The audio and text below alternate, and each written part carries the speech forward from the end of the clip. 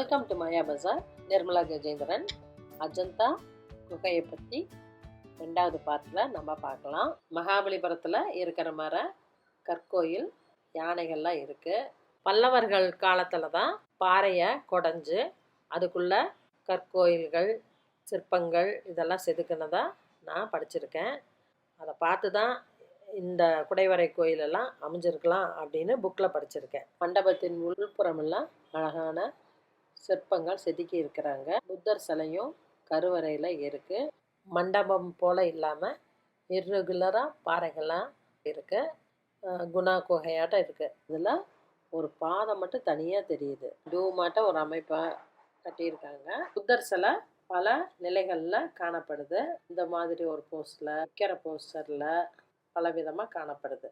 மேல்தளத்தில் அமைப்பு. YouTube channel லிங்க்கில் போனால் டீட்டெயிலாக இதை பார்க்கலாம். தேங்க்யூ.